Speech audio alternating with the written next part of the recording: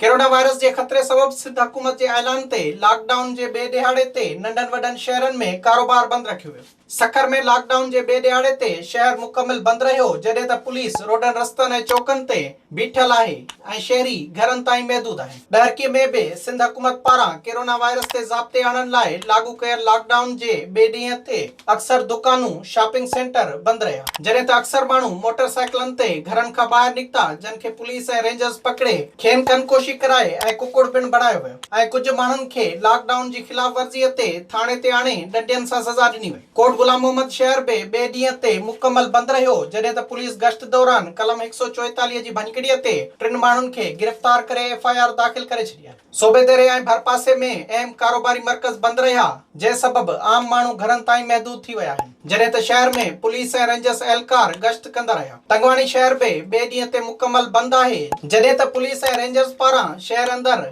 Lockdown के ज़मरे में ईंदड़ दुकान होटल रेस्टोरेंट ऐं कपड़े जा दुकान बंद कराए छॾिया। होॾा एसी तंगवाणी अलादीनो चन्न ऐं SHO अब्दुल गफ़ार कंबराणी शहर जो गश्त कयो ऐं शहरियन के घरन ताईं महदूद रहण जी हिदायत कई। दारावाण शहर समेत नंढा वॾा इलाइका मुकम्मल बंद रहिया जडे त लॉकडाउन सबब ॾियाड़ी ते कमाए घर जो वहिंवार हलाईंदड़ मज़दूर सख्त परेशानियन के मुंहुं ॾियण लगा आहिनि। होॾा जरवार में बि वॾे वज़ीर जे लॉकडाउन वारे ऐलान ते अमल दरामद कानून मुताबिक जारी आहे। जरवार शहर अॼु ॿिए ॾींहं बि बंद रहियो जडे त कोरोना वायरस जे खौफ सबब माण्हू घरन ताईं महदूद थी विया आहिनि जडे त पुलिस ऐं रेंजर्स जो गडियल गश्त जारी आहे। मेरापुर पुलिस लॉकडाउन ते अमल कराईंदे शहर बंद कराए छॾियो आहे जडे त डबल सवारी जे कानून जी भञकड़ी कंदड़न खे पुलिस गिरफ्तार करे मेरापुर थाणे ते खणी आई जिते खेन वार्निंग बाद आज़ाद कयो वियो। रतोदेरो में बि पुलिस हुकूमती ऐलान ते अमल कराईंदे मुकम्मल लॉकडाउन करायो जडे त कलम 144 जी भञकड़ी कंदड़ 9 होटल मालिकन ते केस दाख़िल करे खेन लाकअप कयो वियो। घोसपुर में भी लॉकडाउन सबब कारोबार ऐं ट्रांसपोर्ट बंद रही